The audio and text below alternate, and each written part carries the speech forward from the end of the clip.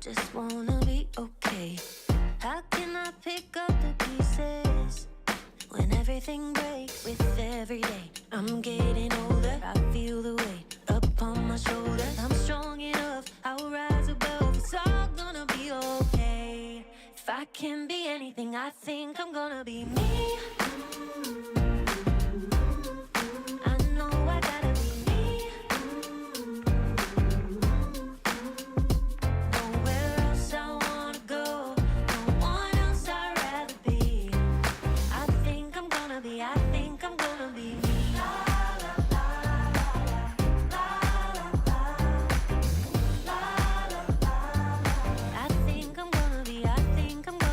me. Everything's changing, just trying to navigate. Oh, I keep on believing I'm gonna find my way with every day. I'm getting older, I feel the weight upon my shoulders. I'm strong enough, I'll rise above. It's all gonna be okay. If I can be anything, I think I'm gonna be me. I know I gotta be me. Nowhere else I wanna go, no one else I'd rather be. I think I'm gonna be me. I'm gonna be me.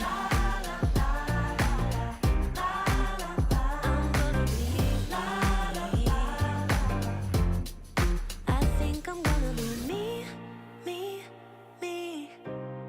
I know I gotta be me, me, me. There's nowhere else I wanna go, no one else I'd rather be. I think I'm gonna be me.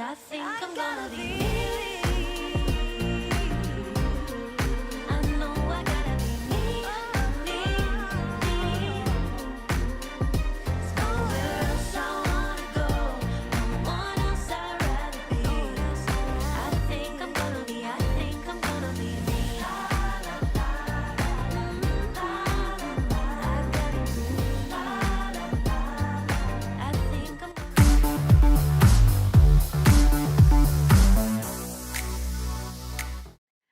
Good day, afternoon, evening to all of you. It's What Up Wednesday, Keely Dunn, FHumpires. I'm so glad you're here, and I am so glad I made it on time. I don't want to give you too much of, breaking the fourth wall and all, but man, I was ready to have to push this back half an hour. But for some reason, it all came together, and it's so nice to see all of my friends, and it's great to see Ernst too. I'm just kidding, Ernst. We used to be like frenemies, and now we're actually friends. I'm just going to declare it. I'm going to declare it. It's nice to see so many of you who normally have summer league, or you have other kind of umpiring like Richard as well, that are able to join in. It's good to see you. It's a drive-by because I know you're literally driving. So off you go, Alexander. Drive safely, and don't get into any trouble. A brief snow holiday. We're in a heat wave here, so the world is such a fun place, isn't it? It's just, who knows what everybody's going through and what their thing is. Okay, I'm just changing my changing my aspect here. Apply to all scenes. Please apply to all. Thank you very much. Right, what are we doing today? Guess what we're not talking about? We're not talking about the Pro League. Yay! Just saying. We have some intentional fouls for penalty strokes. We have some big collisions. I was struggling with titles. An aerial into the circle. What? We're gonna do a little skill sessioning.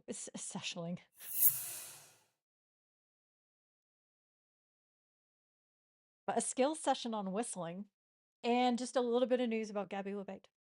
Labate.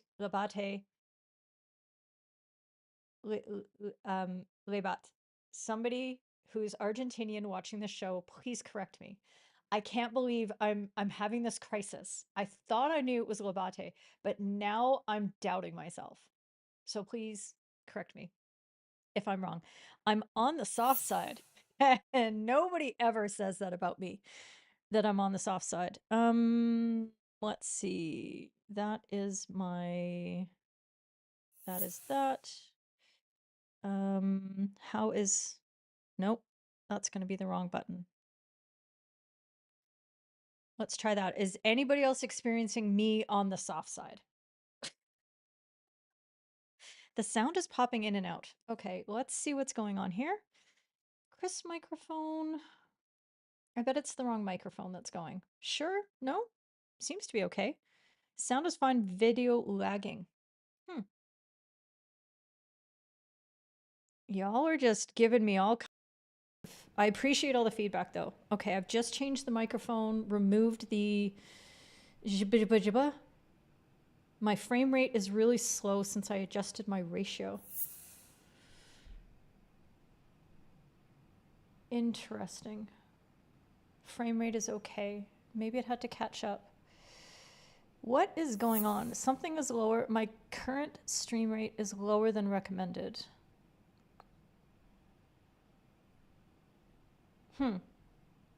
Okay. Let's stick with it because it's a little bit late for me to do anything else, I think. Why would I only have 120 megabits per second or 12 megabytes per second? That's an insult. That is an insult because I pay for a gig. Okay, so, okay, seems like everything's recovered. It was a temporary glitch. Someone will pay. I will find them. I will hunt them down. It will be merciless. You all know that. Okay, thank you very much for catching me up. Let me know, though, as things go on so that I can fret and not be able to change anything. I'm just kidding. I do want things to be better, but sometimes there's nothing we can do about internet all over the world, or, in fact, mine. So, let's get into it. It's European Under-21 Championships time. There are 3-4 tournaments going on right now, but we are focused on the A division of the Under-21s because that is a good place to center ourselves. These are umpires who are coming up and through, and the players who are coming up and through, and lots of really interesting scenarios we can talk about, and the quality of the broadcast is manageable. It's not great this year. It's not great. Kind of struggling, but let's get into it. Here we go. Intentional fouls for penalty strokes. Here's our first one. Dutch escaping their clutches. Hammering one down the field. The keeper's come off the line. Oh, and that's... Well, she's given it as a penalty stroke. I don't think there can be too much argument about that. The keeper committed, took the player out. It was a defence splitting pass, again, not for the first time. Out. It was a defence splitting pass, again, not for the first time. All right. Friends, poll should be... Is the poll in? I didn't see the poll pop up. Oh, what's going on, friends? What is going on? If maybe Simon, if you're available, if you can pop the Discord poll address in there. Let me get my phone ready for clarifying, logging into Discord for the poll, because of course I forgot to do that. So this Belgium-Netherlands game was fantastic. Really great hockey on display and excellent umpiring. And there were two scenarios in this match. This is the first one that I wanted to pull out for a discussion. And what I think the poll was there in Discord, but it didn't get added to the live chat. Look, my hand looks really big. That's really fascinating. So it looks like Tina Fey on the cover of her boss book. Anyway, I'd like to put it in the live chat so that people can link quickly over there. So when I saw this live, I had questions, and when I see it on replay, thank you very much, Simon. I see it. I still have a little bit in the way of questions as well, and I'm interested to see if the rest of you are thinking this as well. And in real time, without the benefit of video replay, of course, this whole tournament does not have video replay or video referral. So, you know, we are at the in the interesting instance of these big decisions, you know, not having any second view. And it's nice because there's some scenarios that we're going to look at today where we are going back to what all of us are dealing with when we're on the pitch, which is making a decision in the moment and deciding when we as the umpires made the decision want to talk to our colleague and how we have that conversation, or if we're the supporting umpire, when do we have a conversation with the controlling umpire as to, you know, what perhaps you can add to this, to the decision-making process to make sure it's as accurate as possible. But what I'm thinking about as I'm watching this play is whether the Dutch attacker was going to recover that ball. And what is interesting for me is that after the touch of the ball, she attempts to go, you know, around the goalkeeper, and at the speed at which she played the ball and the angle that it's going off, for me, I'm not sure, I'm not sold on whether she was going to catch up to that ball. If she had gone to the right and she had tried to follow that ball at a much closer distance, that I think would have made a difference and potentially would have gotten her more in a position where that ball was playable. And that's what the question is for me in this moment, is as to whether it's playable or not. So I'm interested in your thoughts as you're looking through this. It's important because it's the difference between a penalty stroke and nothing. In essence, you could argue that it could be a penalty corner as the attacker didn't have possession or likely possession of the ball, and it was an intentional foul or reckless as to the result. However, there still needs to be some form of disadvantage. And the disadvantage has to be that she was prevented from getting to the ball in some way, or a teammate was prevented getting to the ball, or she was prevented from doing something afterwards that would have helped her team do something. For example, if one of her teammates was catching up to the ball, but she was down on the floor and the teammate who was retrieving the ball didn't have a pass to come back to. Okay. I don't see a lot of comments coming in, friends. Are we thinking carefully? Are we a little nervous about that? Samantha, it looks to you like she lost control of the ball and that she went to the left, perhaps to try to garnish the penalty. Garnish. Interesting use of the word. I like it. And I mean, that's possible. I think that given that the goalkeeper's right leg was in place and then she actually kicks out with her left leg to try to, you know, do something, I'm not even really sure about how reckless this is of a play. And because the the Belgian keeper came out the way that she did,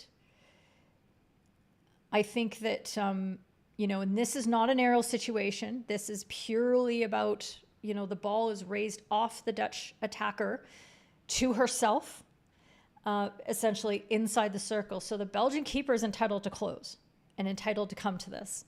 If anybody's created the danger here, it's going to be the Dutch attacker. And I don't think this is particularly, you know, particularly there.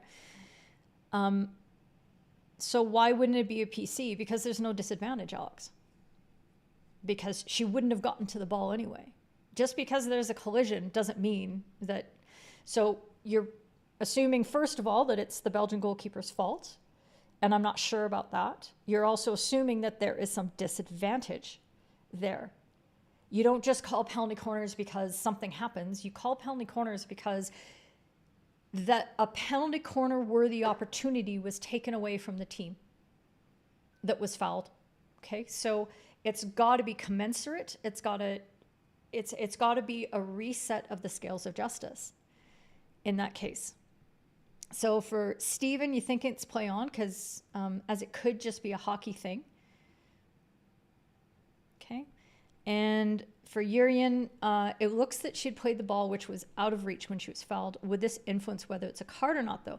Well, and that is the other sort of third option that could be here, assuming the goalkeeper did make a foul. Now, I want to distinguish the words foul and misconduct in this case, okay? It's important to do that because a foul requires that there's disadvantage on the play.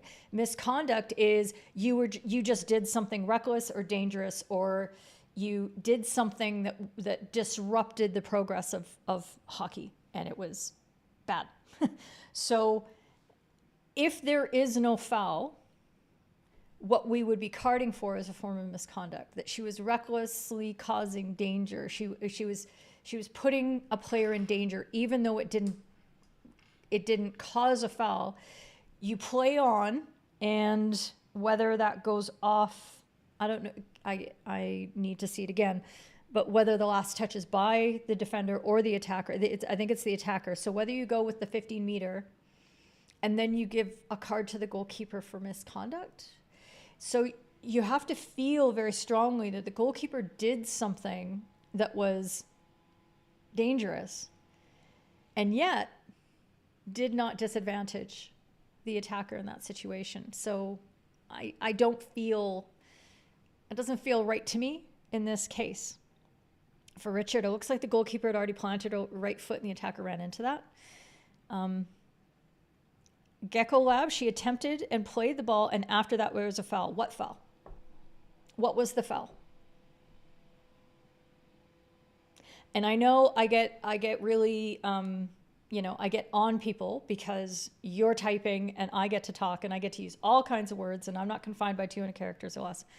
But I think that this is an important exercise for you so that you can fully explain that. What was the foul? Was it danger? Was it obstruction? Was it, what was it?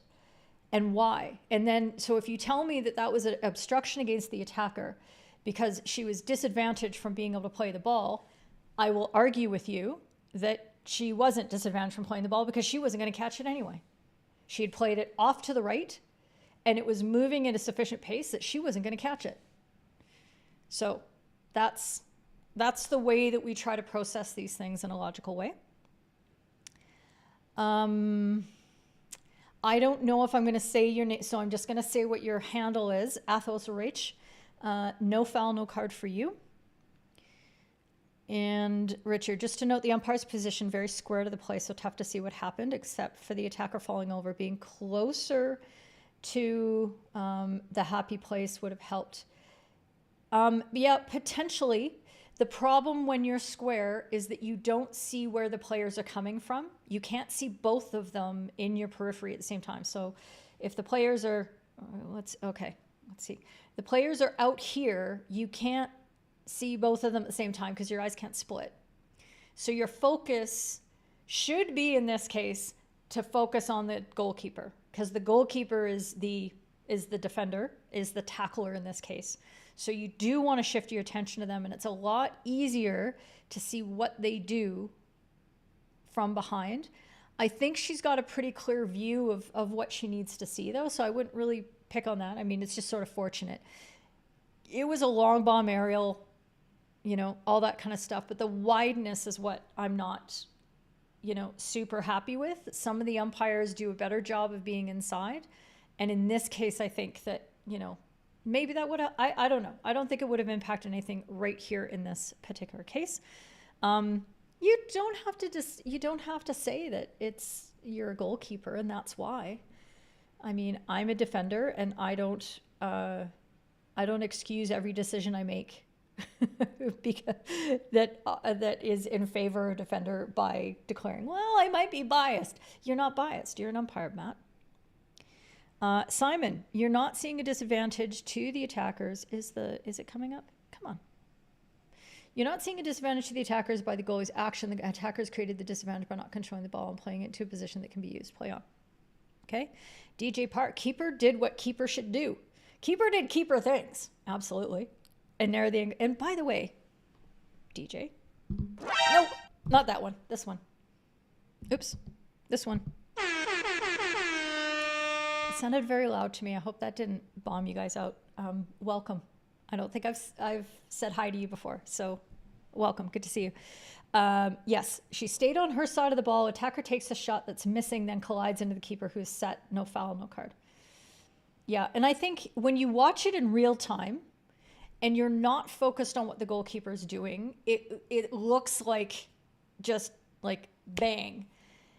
And it's really, really important for us in these situations to try to determine whether the secondary, the defending player is, what are they doing at the moment of contact?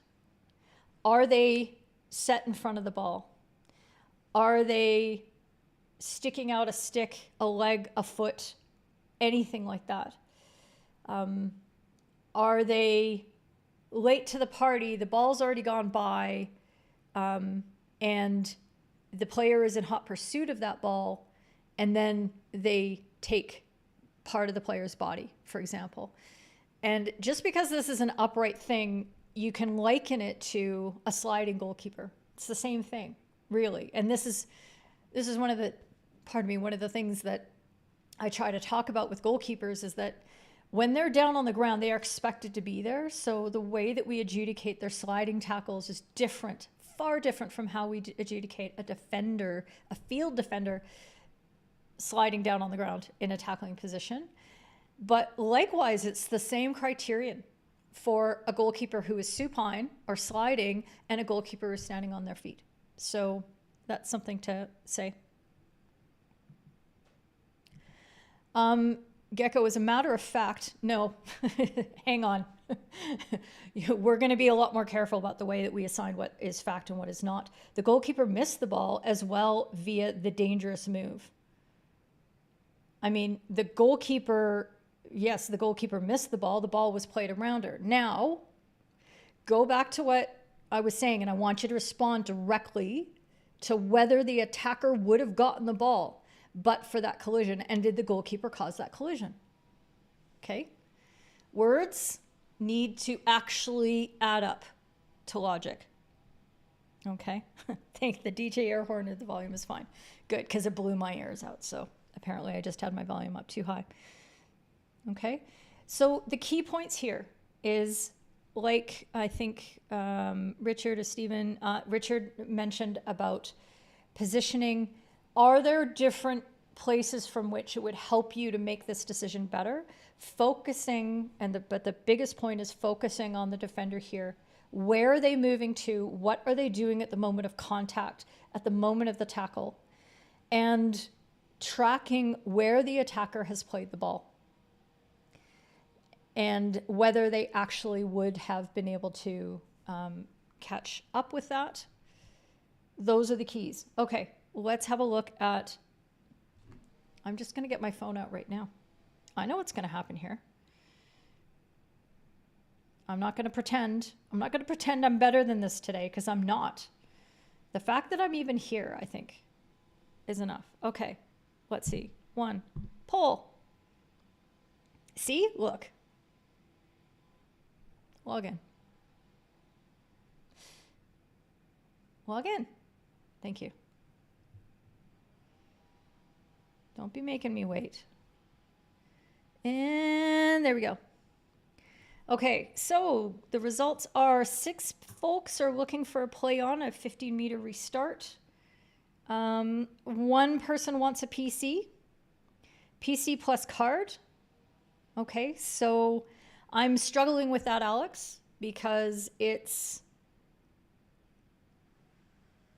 If you're saying that it was an intentional foul against a player who did not have possession or likely possession of the ball, but no advantage, but a disadvantage accrued, I don't know. That's a really tough one. And Alex, we already had 15 meter. 16 meters is too many. 15 meters. 14.63. Okay, so I'm going to add your vote to the play on to the 8. Got it. Okay. So the point being that we want to work through the process, not adjudicate, the correctness of that particular umpire at the time, but if we see something that we think, oh, I wonder if I would have come up with a different decision, it's why and what we would do differently. How would we arrive at that different decision? The goalkeeper, is that coming up? It is, but it's in the middle of the thing. The goalkeeper kicked the attacker after the attacker played and missed the ball. I don't see that having happened. Are you looking at their left foot and seeing it flail out and saying that that's kicking the attacker? Because that didn't impact. And the right foot was already set, so I don't see it that way, but thank you. All right. Let's get to here. I have some announcements. Stephen. There it is. I finally did it.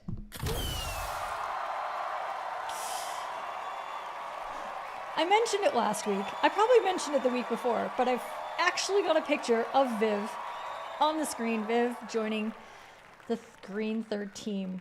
Fabulous. Thank you very much for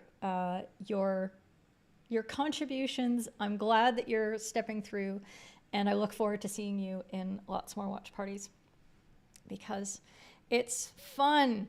It's fun to have you. And yes, Jurgen, I'll come back to your question in a sec.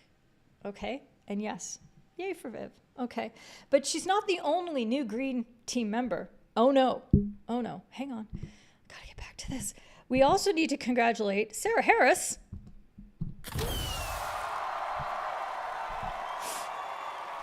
I don't have a picture of Sarah yet, but Sarah has now joined the crew. It was just a few hours ago, so I luckily I snuck it in. But there you go. And Viv is glad to be here, and I'm glad you're there. And Stephen, honestly, biggest cheer. I love it. There we go. Okay, and then the last folks that I want to send out some congratulations to are these two fine gentlemen.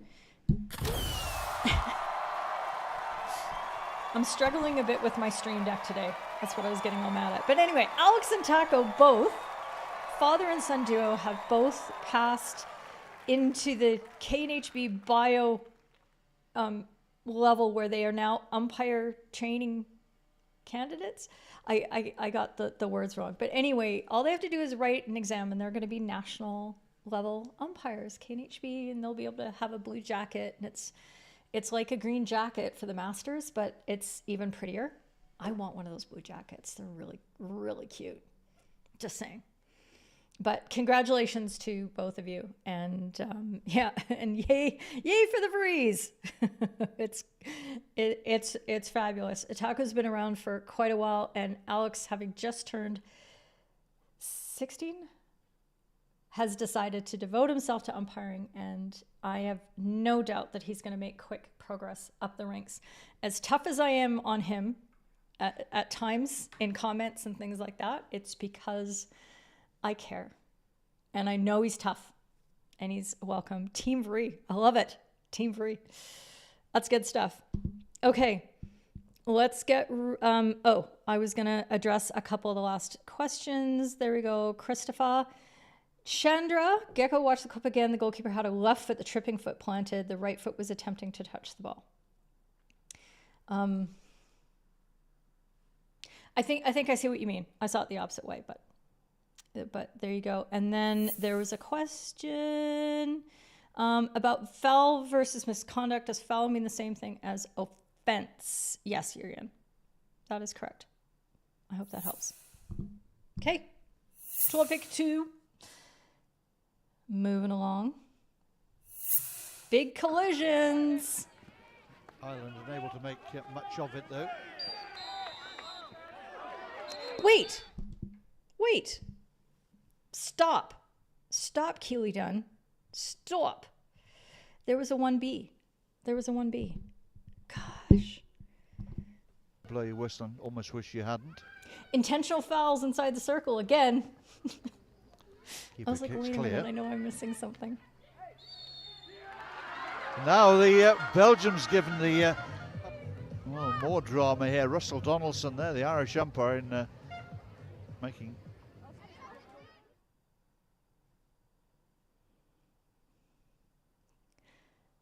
Yep, there's the delay. Got it, Rach.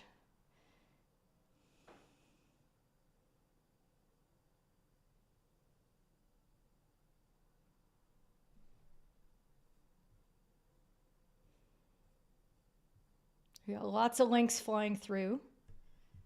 Oh, that's a very long delay. But there we go. So this is the same game as the goalkeeper one. And this is a really good example of something, of a type of foul that we see quite frequently that we don't necessarily attribute, I think, the level of recklessness and the impact that it has on the play as we should. And I mean, I'll come out and say it very early that I think that this is spot on for a penalty stroke decision. And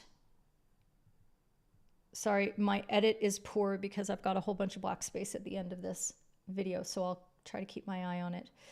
But it's not the obstruction by the highest defender, the one who's closest to the top of the circle in that moment.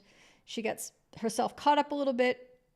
It's the second player who comes in and just thwacks the stick somewhat from behind, high up, and that's where the penalty stroke decision comes from.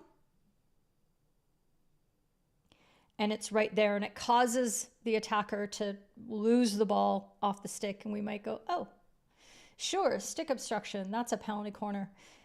In that position, with the recklessness, the impact, a penalty stroke is a better call. And if we're better at identifying these big impact, recklessness to the result fouls, it's going to help clean up the way that defenders tackle in the circle. See, Matt, I'm doing it right now.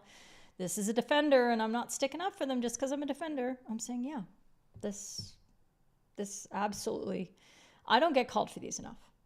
Just saying. What am I talking about? I'm not even close to the attackers in order to try to make this tackle. Okay. So not a ton there. I'll have a poke at the poll and just see if anybody's gotten their votes in quickly, but I just wanted to cover that off to show. And so penalty stroke for 5 of you, and I'm sure more of the votes are going to come in a little bit, and as people are watching the replay and all that kind of thing. So that is well done. Okay, let's try this again. Now we're going to big collisions. And also, Ireland unable to make hi, Rob. much of it, though. And hi, Luke.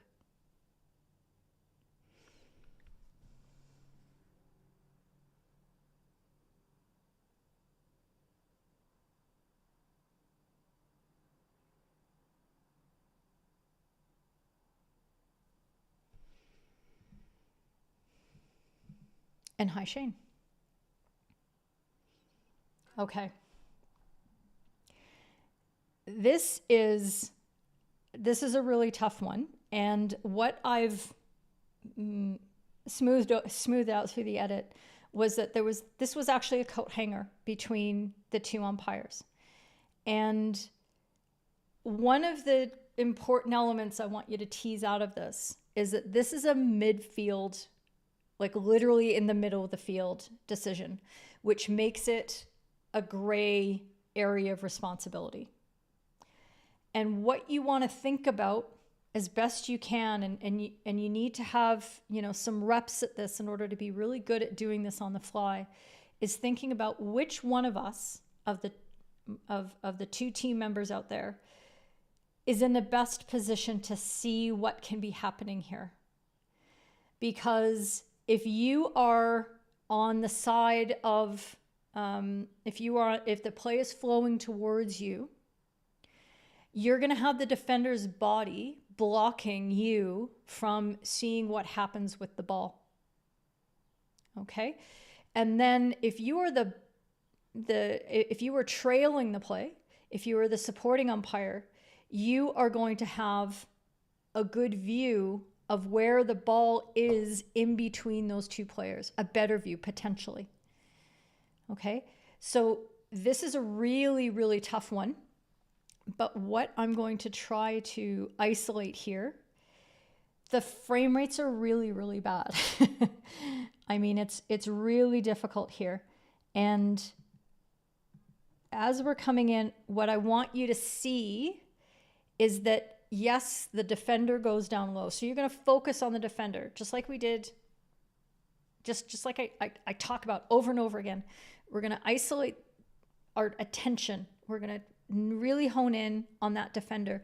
The defender is going low for this tackle. And yes, their leg, I can't even tell if it's the trailing leg or if it's the trailing leg is, down in a barrier position. Okay. The stick is he's got a four stick position. He's strong side.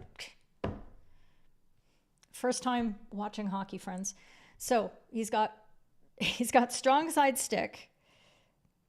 And as we're watching, we can see the ball sort of pop out a little bit behind the Spanish attacker, and then the Spanish attacker goes over top. Okay. That is going to be very difficult for you to see if you are the umpire to whom the play is flowing towards. And the back view umpire is actually going to have a better spot at this. And this is why I get very, I'm quite insistent about umpires trying to stay more interior on the play, because from the interior, you can see things that are happening in the middle and the far side of the pitch that your colleague, who is going to be properly concerned about their circle and moving as far ahead of the play as they can in order to welcome it towards them. If you're not inside and you're staying out on the sideline, you're cutting yourself off from a lot of angles to see everything else on the pitch. Are you going to be able to see the sideline really well? Absolutely. Are you going to be able to see this call well? Probably not. So we're talking about probabilities and the number of times of crucial decisions that you're going to want to see. And so thinking about that, and as you're working things out between the two of you, so assume that you've had a coat hanger in this situation. How are the two of you going to communicate about who saw what?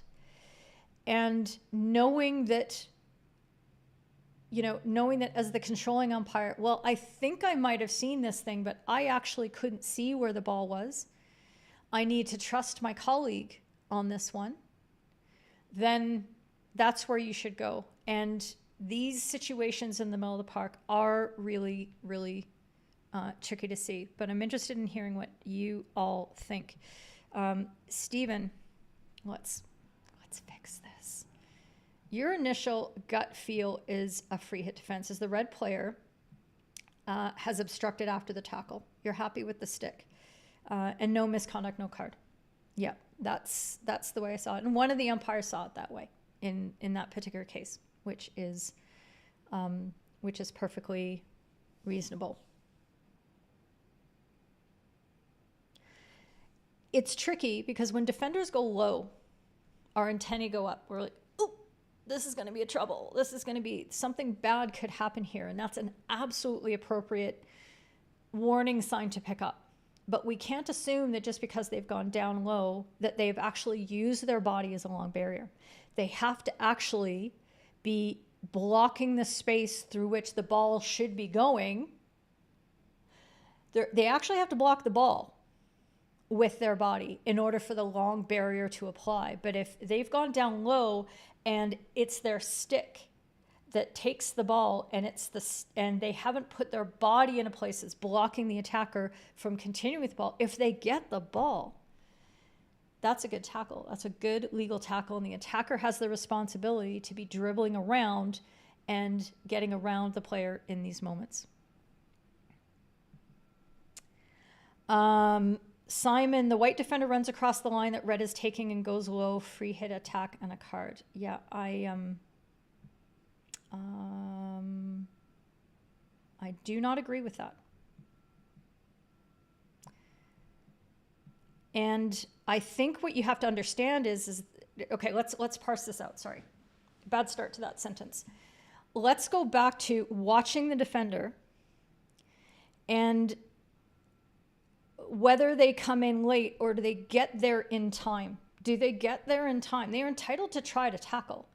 And the only way they can tackle the ball is to be in the line of the ball. So he's in front. He's in front of the attacker's pathway. I'm not saying by a mile. It's not like he's standing there for 5 seconds. The attacker runs straight at him, but he certainly arrives in that space first. And I think that's really important to be able to see, because obviously that changes the decision diametrically. Alex, so it seems like it's a clear tackle, and I think what you mean is clean tackle from white. What were the attacker's options? The other white player prevented the attacker from evading the defender, and the tackling preventer prevented going. Well, I mean, it's not like it's a this is a horrendous thing, but the attacker has the responsibility to see. I mean, the second defender who is channeling is doing a very good job. That is what channeling is supposed to do, is to cut down the options of the attacker and guide that player into their teammate and cutting off their options. That's just excellent defense. So what can the attacker do? Oh, I don't know, like pull back. But you can't go through players who get to the space first. And I mean, if say that Spanish attacker had pulled to the left and gone into that channeling attacker, we would have had a, potentially different situation to look at. Who knows? There's a lot of options that could have happened. But once the tackle has been made, that's the high risk point there. And then after that, it's simply an obstruction by the Spanish attacker. There's nothing like big or dangerous or, oh my God, he's breaking down play. You can't break down your own play. That needs to be dealt with. Christopher, I know you're gonna get educated after this. No, am I that bad? I am. But you thought players weren't allowed to tackle unless they're positioned to do so without body contact. So what should the defender have done differently? How can the defender attempt to tackle this ball from this correct tackling position, which he's in, without, he doesn't create the body contact. The attacker does. Because the attacker just continues to run straight. The attacker is hoping that the defender is going to come in from the good spot, but he's going to miss the ball. The attacker is like, oh, I'm going to try to lift it over. I'm going to, nutmeg him and pull him through the legs. And then we have a very different situation. But if the tackle is successful, if it's cleanly taken, if there's no stick obstruction, if it doesn't hit a foot, if it's simply a good tackle, defender wins. That's just hockey. Samantha, can one say in this situation the defender, when low, also can't click his heels 3 times and disappear? Yeah. And he gets there first. He got the ball. You think for you, the attacker didn't have to run that line into the defender. Yeah, I mean, he was committed and he goes through, and that's just the way it goes. But risks are taken on all sides, and one side won. And Ernst agrees with me. Yes! Everybody, it's a big day. It's a big day.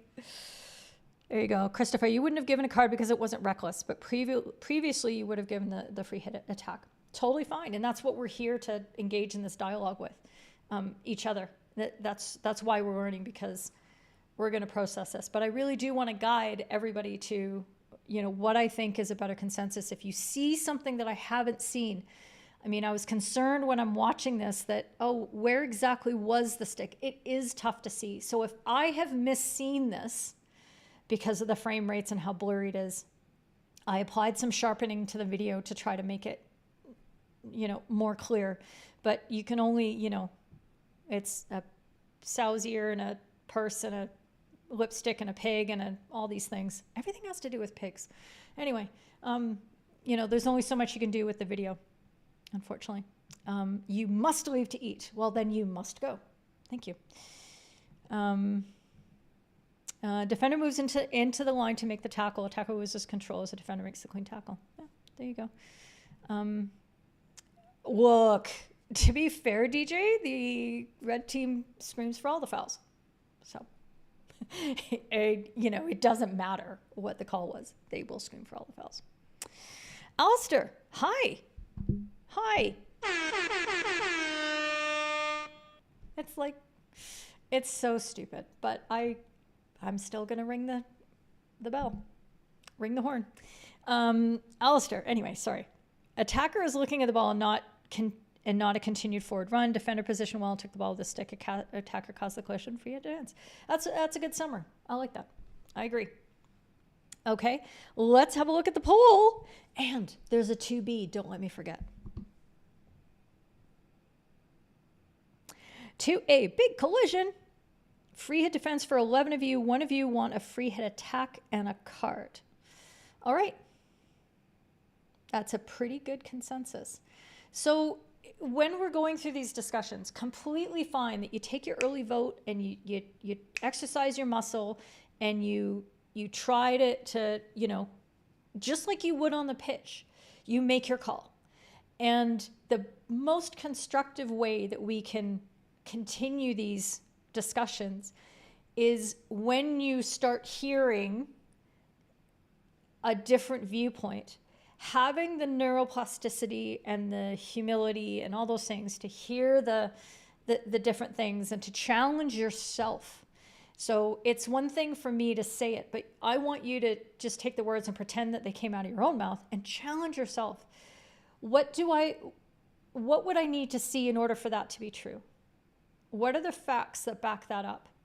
And then examine the situation again, because we need to practice our ability to reevaluate situations so that we can re-grease the neurons the other way. I mixed a lot of metaphors there. I don't know. And Christopher, this is good. This is good. Like, you might be relatively new, but you're laying it down here. Dang. He's like, you're not getting out of 2B. 2B. Good strong run down the right-hand side from Tom Moran.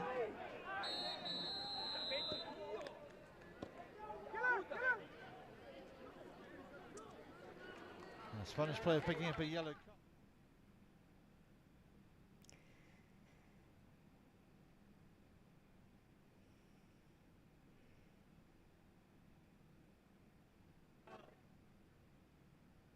Okay, this is nice. One thing I'm really enjoying about this tournament is the chance to watch some different umpires. No offense to all of you Olympians, but I'm tired of watching y'all. I want to see some new people. And this is Anatole from France. I say that now I'm like, could it be Anatoly? There's no accent there's no accent aigu on the E, so I'm thinking it's Anatole, but I'm so self-conscious about pronouncing everybody's names these days. And I like, just some ancillary comments about the card. I like the way that he presents it. There is a little bit of conversation. And when it comes to something like this, if you're giving a yellow card like this, you probably don't have to explain. Like, a player may disagree that a thing occurred, but they know why you're giving a yellow card here. So it maybe doesn't need quite that much. And in order to diffuse a situation and not give the player a whole bunch of things to then argue back against, it's just simply, that's it. Okay. 3B or not 3B? That's the question. Gecko, I'm glad we're on the same page on this. Spot on by the umpire. And you've, oh my God. Oh, Christopher, what are you doing? You legend. Oh my God. I'm so flattered. Also, you clearly have insomnia, because you wouldn't have set your alarm for 4:50 a.m. and actually 4 o'clock a.m. at the start time, because that's ridiculous. Oh, that's strong. Oh, you guys. Oh. You have no idea. Ernst, is it like a leap day or something? Is it Friday the 13th? Because that's exactly what was awarded in that case and exactly what I see in this situation. So I do talk on a regular basis about how attackers who are sliding aren't necessarily caught under the 10-minute yellow card sliding tackle guidance. That is a very discrete situation that doesn't necessarily apply across the board. You can have slides by attackers that are very not dangerous, that perhaps, and we've covered them on earlier streams, in past streams, where, for example, an attacker slides fairly gently into a goalkeeper who is, you know, supine and has made the save, and there's nothing there. It's just a play on. Just because players slide without the ball doesn't necessarily mean we're going to be throwing out the 10-minute green cards. However, this is a really good time for a 10-minute yellow card because of the danger that is inherent in the way that this player slides. And he brings the way that the attacker slides, and he brings the defender very clearly down to ground. So the message has to be clear, the reparation is there, and I agree with the 10-minute there. It's very reckless and it's dangerous. There you go. Oh, what else do I have in there? You don't mix mate with anything else, trust me. That's bad news bears. Let's see if I can just like water it down a whole bunch. So I just poured a whole bunch of hot water in there. Okay, that's doable. But if you let water sit in it and it oversteeps, oh my gosh, it's not good. Stephen, you think the attempt to play the ball was reckless? As a result, very 10-minute yellow. Yep. It's the danger element there and bringing the opponent to ground. Samantha, gotta love the surprise when he got the card though, as though he didn't know what would happen. I know, and sometimes you just gotta go. If you have this face, it's a good one to pull out at that moment. If you don't have that face, don't worry about it. Try in a mirror. It's good. Poll. Let's see. So we had a 5-minute yellow card there, 2 votes there, and then 13 of you looking for the 10-minute yellow card. That's okay. That is okay. But I think when you see a slide that makes contact to the degree that it brings a player to ground, they are not balanced.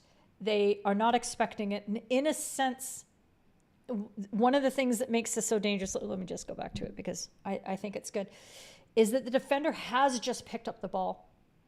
And remember back to your playing days that when you have the ball, your head is down unless you're really, really, really good. And then your head could be up. But often when you're dribbling, you're just receiving a ball, you're looking at the ball, and that puts you in a very vulnerable position. That's quite different from a lot of invasion sports, pitch invasion sports, where maybe the ball is a lot bigger, like as in sports ball, or the ball is up in your peripheral view, like other sports ball. This is a ball that's low, small, on the ground. You're trying to play it with a stick and not your body. You don't have the direct tactile proprioceptive feedback, blah, blah, blah.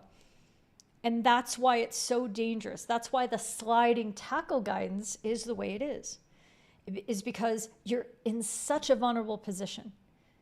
You can't be expected at all to be looking around as you're dribbling going, who's going to come at me? Who's coming? Right? So you're almost at that situation there because he's just picking up the ball as he gets taken down. Okay? So there you go. I don't know if you're laughing at the mate, you're laughing at my face. It's probably my face. But yes, it can be. It can be. I'd like to see this not necessarily get normalized. But anyway, thank you very much for participating in all of those various things. Just a quick word from our sponsor, which is me. So we've been watching the under 21s together in the watch parties. And as long as I haven't been having technical difficulties like I did this morning, we've been having some good discussions, tracking this down and watching a game from start to finish. And you don't have to watch them all with me because I'm insane. You're not. So just popping in for some of the games, for a few of the games, coming in for one game a week means that you have the opportunity to put together a sense of how something unfolds and how management decisions in particular impact the way that a game is played, and how can different choices maybe positively impact that game. So if you join FHU 3T Green, it's $17 US a month, which is about 4 Starbucks coffees. So it's like a Starbucks coffee a week. You can join for watch parties. You get access to the clip library. You get all these things. And we are going to be going ovaries to the wall during the Olympics. I'm just going to live in Discord and be showing matches and going back and forth because there are overlapping matches. It's going to be insane. And sorry, distracted by comments. I saw a funny comment. Anyway,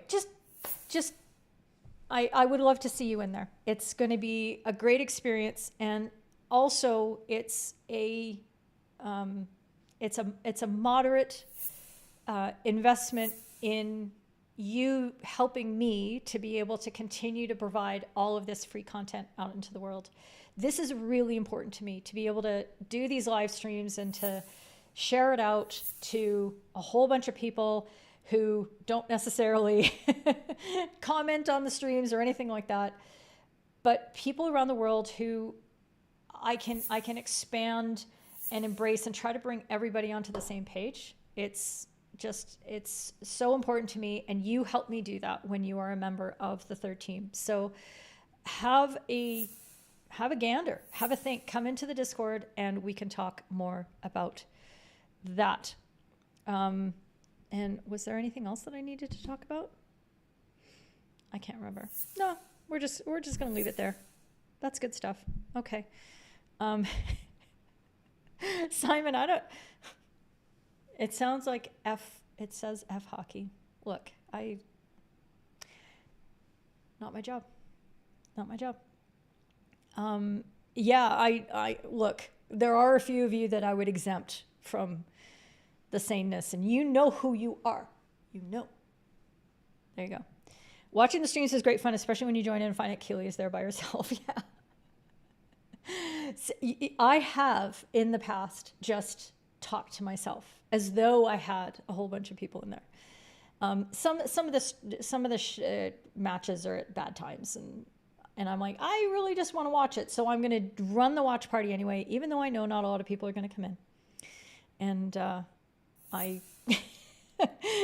and I might be talking away to myself, or I might just be like on pause.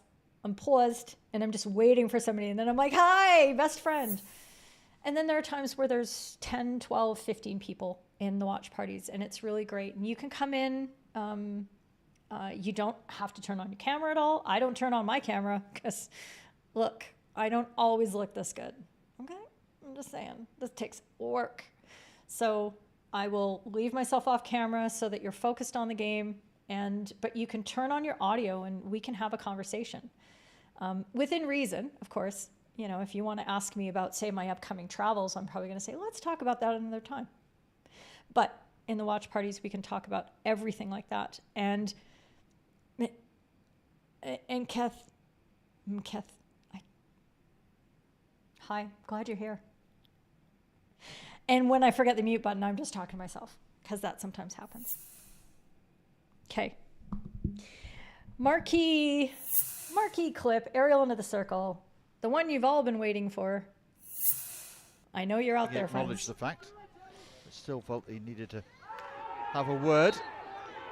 But that was a well, one umpire's pointing for a penalty corner, the other one is pointing for dangerous play.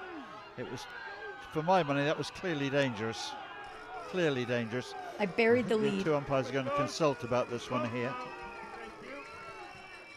You can hear, well, you probably can't hear, but both sets of supporters have got their own opinions Matthijs, of good it. to see you. Oh, this could be huge. Oh. Well, that's Okay. I'm going to move my head back. This comes on very slow, but I need to edit better sometimes. So this play is with seconds left in a tie game.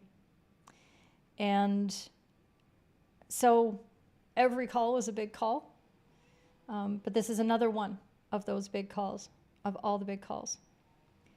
And we have talked about aerials into the circle, I think, in every stream since January. An awful lot of these are happening, and I've alluded to this. I have a sneaking suspicion that this particular play may be the subject of examination by the Rules Committee immediately post-Olympics. Not something that they're going to do anything about prior to then because it's just the wrong time, but it's something that they're looking at.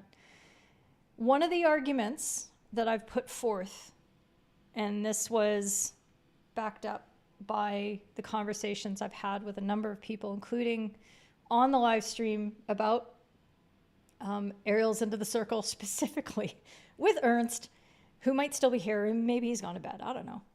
You know, it might be bedtime in Netherlands. I'm not sure. And so Ernst and David Ames and Bernardo, I say this, I'm sorry if I've talked about this ad nauseum, but one of the consensus points we came to was that control in the circle is different from control elsewhere on the pitch. Because in the circle, you are at many levels of play able to make a play on the ball out of midair, i.e. take a full-blooded shot and one-time it out of the air in a way that you would never try elsewhere on the pitch because you need pinpoint accuracy elsewhere on the pitch. Inside the circle, you don't need to be as accurate. You're going to take the chance of getting that ball on net. Therefore, what we look at for control at higher levels of play when attackers are receiving that ball is, do they have 5 meters on their first contact? And then does the close come in? Now, we don't have the audio on these umpires, so we have no idea why the decisions were made the way they were. But I'll lead you through what I see and what, you know, could result in a decision, and then you can let me know what you think as well. I'd love to hear. And we'll take it from there and talk about how two umpires in this similar situation might handle this. Okay, so Stephen here is chipping in with something that I would have said as well. Oh, goodness.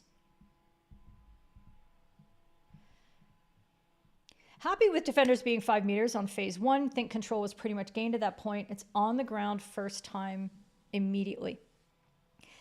And I think the key, again, is not really focusing on whether it's on the ground, but whether the attacker can do something constructive with the ball in that moment. And when you look at it very carefully, what has happened with my iPad here? Okay, slow this down. Okay, so here we are right here, and this is all going to go very wrong, but let's try. Okay, so we have contact. Now, this distance, I don't know. Okay, we're flat. we are right straight in line. So who knows whether that defender is 5 meters, but he doesn't do anything. And at this point, we can say doesn't disadvantage the attacker whatsoever. Okay. It's this defender, and we can look at this distance and assess that since we are perpendicular to this, assessing this angle, that it's likely 5 meters. Okay, we can all be probably pretty happy with that. Okay, and then the ball is played down. There's a bounce, and 2 defenders are actually coming in at this point now, here. The 2 defenders are closing in on the ball. And I'll try to do it really slowly. But the attacker attempts a shot. Okay, so they get contact on this ball. And from what I can tell from the resolution, the blur, is that it then is shot up into the body of one of the Irish defenders who's closed. And then a reasonable call, if this is what you've seen, if what I see on this frame rate is accurate. Oops, sorry. I didn't have the diagram up. The ball gets hit into that defender. If that's what you see, then you may have played on the reception, saying that control was given, and then it's up to the attacker to play that ball safely. And are they able to hit a ball out of midair into the chest of a defender who is closing, who is at that point a couple meters away? Is that, who's caused that danger? The attacker. So if that's what you've seen, then a free hit defense is a reasonable decision here. Whether at your level you can play that as control, if the players at your level have that skill, your understanding of that is key. Okay, so, we may not be umpiring at those levels. Some of you in the comments, some of you not in the comments, but who are watching live, are at that level where that skill exists. Some of us aren't. So we're going to make different decisions on that basis. Okay, let me see if I can get this rolling again, and let me go to your comments now that I've shown you what's possibly there. And there is a bit of a mistrap. So Matthijs, I think that's a reasonable thing to sort of see, which is that the ball is moved towards the defender a little bit. Totally fair. And Yurian sees that as well. The attacker receives the ball, it bounces quite far away from him. Doesn't that mean he loses privilege to try and control the ball? Well, it doesn't mean that he can't control the ball. It just means that the defenders can close. So just being careful with language there. Samantha, the 5 on the defender looked fine for you on stage 1. You do think that it looks like the attacker doesn't have full control. And again, at this level, like this attacker takes a stab at the midair shot after the bounce. So they've played that down. The way that they played that ball wasn't affected by the 5 meter distance, if that makes sense. So we're okay with the 5 meters on the first contact. The first contact above the head takes the ball outside. So whose problem is that, right? Who's caused that? We'll say the attacker, right? So that's why we're okay with playing that on at this point. At that point, one player came outside of 5 meters, but not so sure about the second. Let's just have another check at that. Because you're talking about that dude there. Yeah, I think he comes from the same distance away. Yep. So I'm okay with that. Did I miss anybody else? White player is the clear initial receiver. Yep. Seems like the defenders were keeping 5 meters when the ball's trapped. Yeah. And I think understanding what the players are trying to do, and when we should be allowing them to close is a key point to these aerials inside the circle. Matt, defenders look okay as he takes the ball. The wild shot is the danger, free hit defense. Okay, so Matt's seeing that same way, right? Yeah, of course. Just kidding. Okay, so what do we think about the communication? What is something they could have improved? Okay, so I want to be careful about how I approach this, obviously, because this is about us with a learning opportunity. And one thing that I think is important as a supporting umpire as we come together, and I'll come back to this just so like you can see the... Still felt he needed to have a word. The body language and such, and I'll just turn that off. When you are the supporting umpire, you are the supporting umpire. Okay, you are support. You're there to help make sure that your colleague has all the information they need to make a decision. What concerns me about this situation is that the first words that come out are from the supporting umpire, and it's very much a, this is what happened, instead of a, hey, what did you see? And so we can, as a strategy, go to our controlling umpire and say, so what did you see there? Do you need help with, an angle? Because this is what I think I saw. All right, you're happy with your decision? Great. So it's more of a collaboration than it is an overrule, if that helps. Okay, I hope I'm explaining this right. And sometimes in our confidence and our self-belief in our decision making, we might get into being a little bit more insistent. But when you look at it this way, when you offer up some help, it's up to that controlling umpire to really take that into account and take that on board.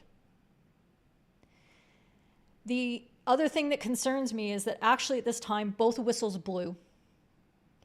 And that again, that's what I perceived. If I'm wrong, that's fine. So let's say hypothetically, both whistles blew. We have to make sure that the umpire who's controlling that circle is making that first call. And then if they need help, then we go help them. And so there's a different angle on that can help us, I think, arrive at a more accurate conclusion. Now, I don't know what it was that the supporting umpire saw and why he was so insistent that that was a penalty corner. Maybe he thought that there was a 5-meter infringement on the phase 2. Maybe he thought there was a stick obstruction committed by the defenders as they came reaching in, which is completely fine. Okay, but our presentation of these discussions as well really has an impact on the way that players are thinking about and processing, and the coaches and the fans, how we've come to a decision and their confidence level in what's happened there. Okay, so let's see. Something makes sense. Good. Ernst, are you seeing it right that the engaged umpire blows his whistle but shows no decision? I think I see a free hit defense, but again, I could be wrong. It's, I've been really struggling with this video to see. And yes, it is a difficult call without the video umpire, but let's just see if I can. Yeah, no, he does have his arm out for a free hit defense. Okay. Matthijs, are you actively offering your opinion support as a supporting umpire or waiting for the cue from the controlling umpire? This is a classic pre-match topic to work through. Absolutely.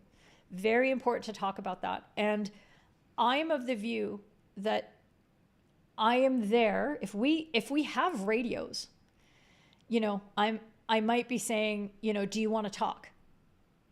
Let's talk about this. But if we have radios, I'm really trying to make sure that when I'm offering assistance, it's because I don't believe the other umpires had the view that I did, and I had unobstructed view. If I'm overruling their interpretation, I got to be really careful I got to make sure that I'm right. And I'm going to do it in a way that's going to help that umpire show that it's a collaborative decision that we've reached. And the fact that the two of them are on radios, but they come together in this moment is a very good decision by the umpires to go through, because it's a big moment. And in a tie game, 5 seconds left, calling a penalty corner here is a big deal. So, and I believe this was the time. No, they missed it. I was confusing that with another penalty stroke that the Irish goalkeeper didn't have to save because it went wide, and then he went all weird. Anyway, sorry, games blending together. But taking your time in those moments, even when you have radios, to show how you're cooperating. If that's the key, if that's what you're doing, show it. Show it the right way with your body language, and allow the controlling umpire to lead, support as the supporting umpire, and then, yes, okay, gotcha. And then, you know, you can just sell the decision in a very positive way for everybody who's around. Yeah, arena umpiring to confirm why the decision was given would help. Absolutely. So, you know, you might, and I've seen, you know, the top umpires are, a lot of them are really good at this. They've learned this through hard experience, that if the decision is actually he wasn't 5 meters, you go, oh, not 5 meters? Oh, and then you can move on, and you're like, oh, okay. And so now I've given very clear, I don't know if you saw all the things that I was doing, but now I've given really clear indicators that everyone can say, oh, it was a stick obstruction, and that's why it was called. Oh, it was a 5 meters. That's why it was called. And even if you go to the captains afterwards, we're talking about everybody. And we all know that captains are players too, and they're busy thinking about their things. They might have to go take the drag flick. They may have to go, they might be the runner out on the penalty corner trying to defend it. So they have their own focus, and they're not going to spend the last 5 seconds of the game explaining the decision to everybody else. That's not the time. That's your job to present that properly to everybody who's watching. Okay, and the controlling umpire looked like he had 4 players in front of him. Yeah, and that's something to weigh through this, is who had a really good view. And I'm not saying that the supporting umpire didn't have a good view of this. It's about how it appears, the way in which you contribute to this. And from what I see, from how I'm seeing what is on the video, I thought his decision was very understandable. It was immediate, it was instinctual, and then the confusion came because another whistle also went. And then the umpires got together. So had that just been a free hit defense, I think, you know, everything would have just, you know, the free hit would have been taken, and everything goes because of the timing and the presentation of that initial decision.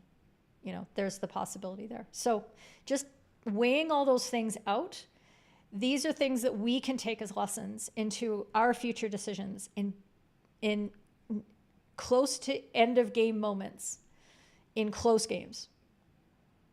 How do we present this in a way that shows everybody the process that we've gone through, that gives them the confidence that the right decision has been reached?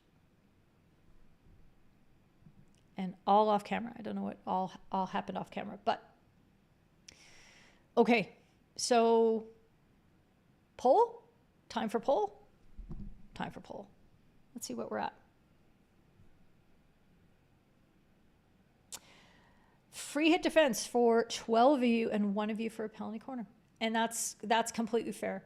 The frame rates are really, really bad. And it's like, it's 1080, but barely, just barely. Oh, it was all my signals were off camera. Okay, sorry. Oops.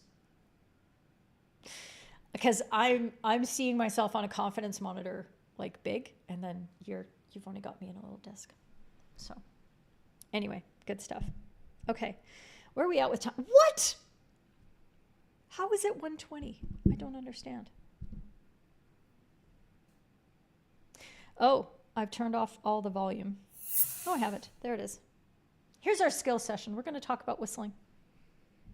Okay. And what specifically about whistling? Oh, this is all this. Okay. So my friend Alexander asked me to look at this some time ago, and I chickened out. When a question is asked and I think, I don't know how to teach this, you know, it creates a little bit of friction, and I had to give it a lot of thought.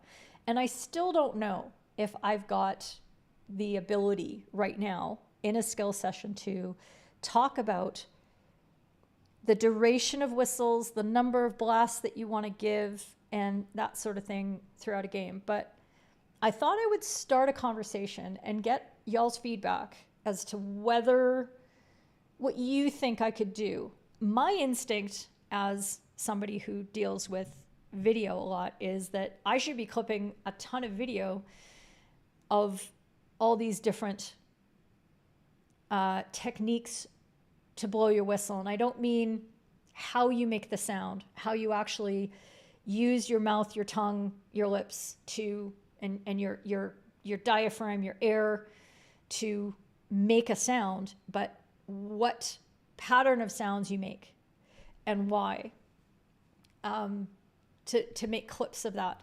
But it's been an interesting topic for me. It's gotten to be a bit of an obsession when I'm thinking about this, because it's one of those really small details, but I think it matters. And this is why. Okay, so I'll talk about this for a little bit.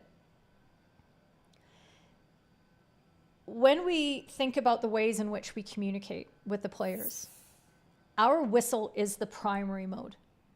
And it's one that we can use regardless of, like, we don't need visual, like, we don't need eye contact with a player. We don't need the player to be seeing us when we're communicating with them.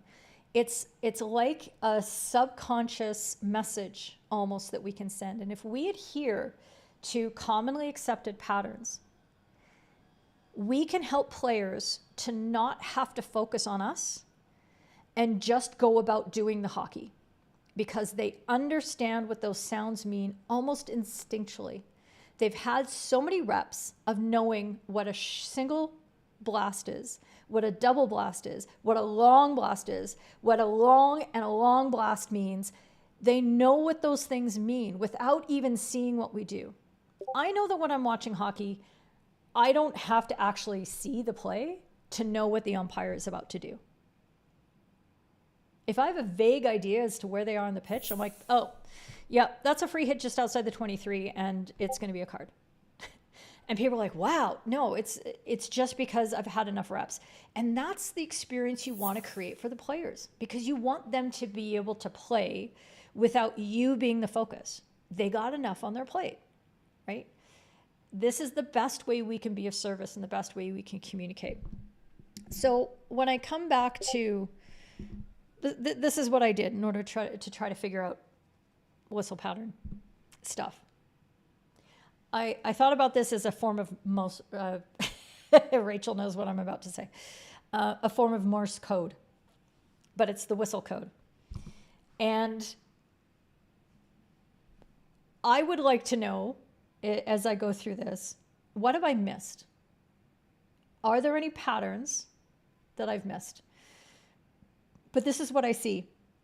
The single short blast is just a regular foul, or maybe a small, quiet, easy penalty corner. And what I mean is, oh, that's just a foot, that sort of thing. What am I doing here? Sorry, I have to erase all that. There we go. To just, sometimes you don't want your penalty corner to be a big blast because it was like an obvious foot. You feel bad for the defender. You're like, oh man, dude, beep, you know. So you're just giving that smaller, short blast. The single long blast could be a free hit where you're also giving a warning. Not a huge fan of that, and we talk about that very frequently during watch parties when I talk about if you're warning somebody at the moment of a free hit, did they impact the play? And if they did, is a warning enough? at some levels of play, it's not. It's not, and you should actually be giving a card. But you might use that longer blast as well for a penalty corner, for a penalty stroke, for a goal, or to start or stop time. And I included the short blast to start time because I don't try to blow the crap out of starting time. Some umpires are like, the loudest whistle they blow in the match is to start time. And I'm like, is that the message we really want to send to players? So this one, actually, let's skip this one because I want to spend most of my time talking about that. The short blast followed by a long blast is often a free hit stopping the time for either a card or because there's an injury. But the long blast is really important to stop time. So it's very clear to everyone, even if they don't see you doing your stop time motion, that something more important is happening here, and it has to do with the time.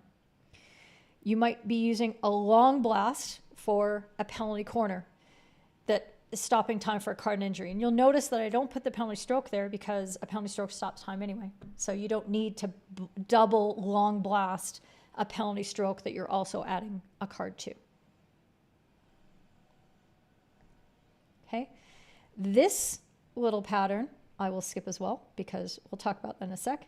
And then, I don't know, end of time, you might be doing some funky, I've heard lots of different things, how you end time. Luckily, I don't think it's a really big deal, so I'm not going to focus too much on that. But these are the two that I've been really thinking about and noticing when umpires use them well and when they do not. You love this? I literally came up with it last night. Matt, you have to hold me to a higher standard, okay? We need to work on this together. Christopher, the strong and appropriate whistle tone shows players are confident, they'll be more likely to save your decision. Yeah, absolutely. Absolutely. But what I'm talking about isn't how the sound comes out in terms of strength. This is about what pattern of whistle you use. And this double whistle, this double peep, this double short blast, we need to be more intentional about using it and using it consistently. When I'm working with umpires who haven't been exposed to higher levels of play yet, and they're on their way up and they're moving up performance ladders, especially when you're umpiring in domestic areas, you often have a lot of rapport already with players. You know who they are, they know who you are, and you spend a lot of time talking to them. Okay? So what you might do is blow your free hit and say, yeah, can we just get the ball just right there, please? Yeah, no, just over there. Like, just, no, 5 meters, no. Can you take the ball there, please? And by then, we've said a whole bunch of words that the players have all ignored. We haven't been able to manage the situation the way that we want. And we've wasted a lot of time. The double short blast, the double peep or blast, before we start speaking, is a great way to get the player's attention. And every time, I have a message for you players, and you proceed that with the double blast, players will start to become accustomed to, I don't want to say conditioned by, but sure, Pavlovian. When they hear that double whistle, they'll be like, oh, umpire has something that they need to show us in terms of ball placement, where 5 meters is, something akin to that. Or they want to send us some other message. And so you've got that as an ability to, I think it's really important that every time you talk to a player, you proceed it with that double blast. And the good news is that once that's happened, you can actually start teaching the players why you would be going into why you would be double blasting at them. Okay. So I've spoken about this on dozens of watch parties, but Koen van Bunke, and I've noticed Michelle Otten is very good at this as well. And there's a few other umpires who, when the award free hits to the attack in between the circle and the 5 meter dotted line, they will blow tweet, tweet, tweet, and they'll be showing the player immediately where the ball is supposed to be placed, because the precision in that moment is really important. And the early proactive communication helps to mitigate any problems and increases flow. And as an attacker, if I ever attacked, I would be really happy to know immediately where the umpire wants the ball, instead of after I've already put the ball down, played it back to somebody, and then the umpire, no, sorry, I wanted it here. And you're like, So knowing these moments where you're likely going to have to address the players and give them some information, this single blast followed almost immediately by a double blast right afterwards is an important way, a very effective way, I think, of increasing the flow and the communication. And players will understand. They will start to see the pattern. Oh, every time there's a free hit in between the dotted line and the circle and the umpire blows their whistle twice, they want the ball where the foul occurred. I saw where that happened. I'm not going to F about. I'm going to put it right there. And I don't even have to look at them. And so they're going to be showing me where it is, but I know where it is. And I see this happening with the umpires that use this technique, is that the players they learn what it is. And it's to their benefit, especially for the attackers, to understand this and understand these messages. So what I'm trying to get across with all these long stories is use the double blast every time you have a message to send to the players. Okay? You are going to teach them that this is a time where I have something more to give you. And if you pay attention to me, then the game is going to get on with itself and I can now get out of your way. Do it early and do it consistently, and it will make a big difference in your game. What you probably don't see on this list, what you do not see on this list, is a whistle that goes something like this. It goes, which is what Rachel indicated here, the fluff, fluff, fluff, fluff, fluff, fluff, fluff, fluff. I hate that whistle with a passion.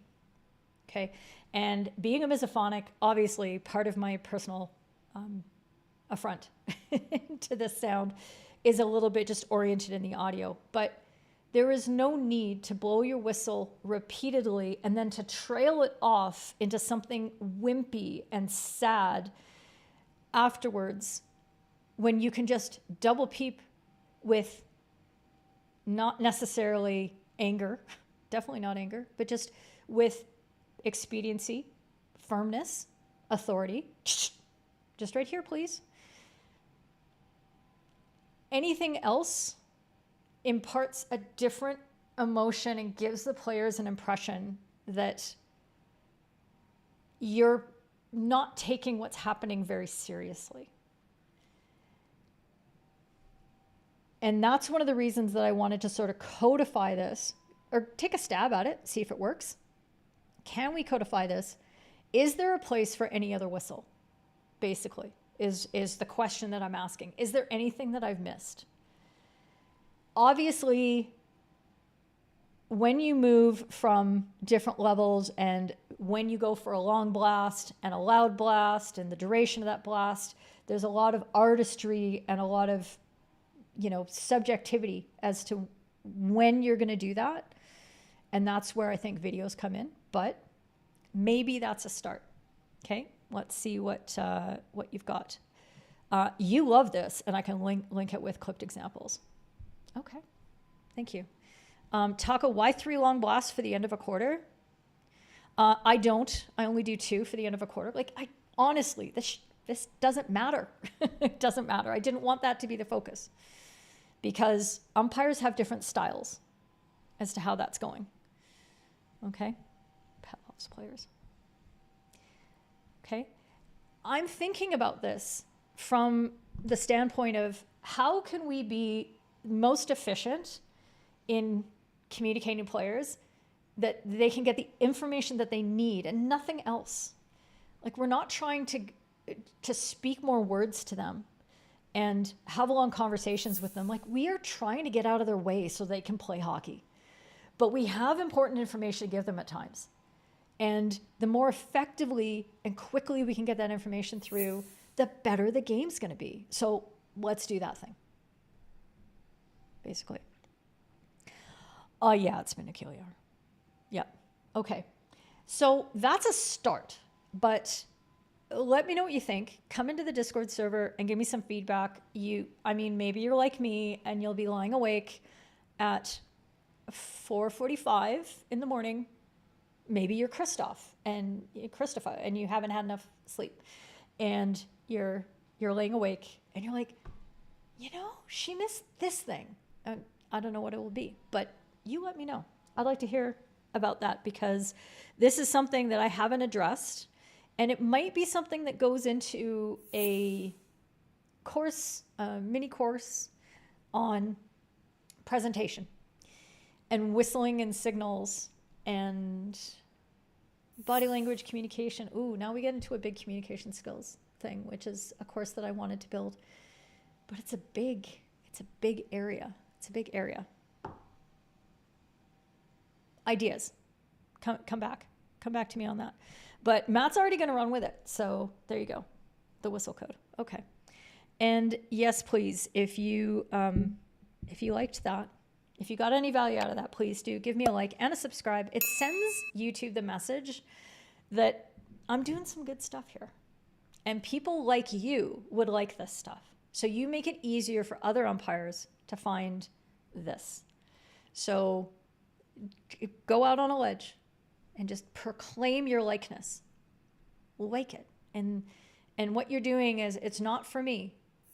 It is for me, but it's mostly for other people so that they can find this information, engage in the conversations as well, and benefit from it. I really appreciate it.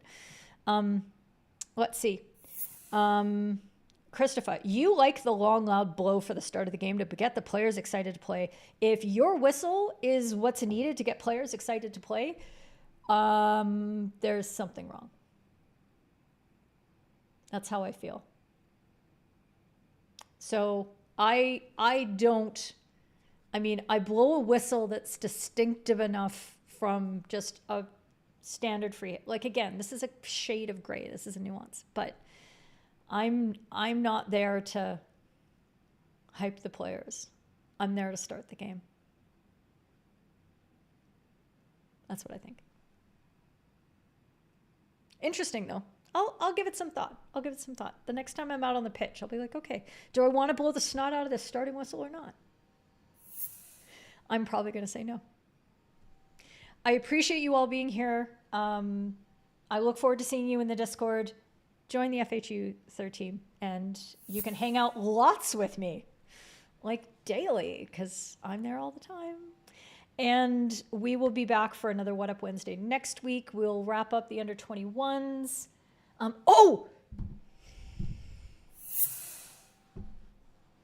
I've been struggling today, but this is really quick. I just wanted y'all to see this, sent to me by my friend Enzo Caravetta from Argentina, because you may hear something about this.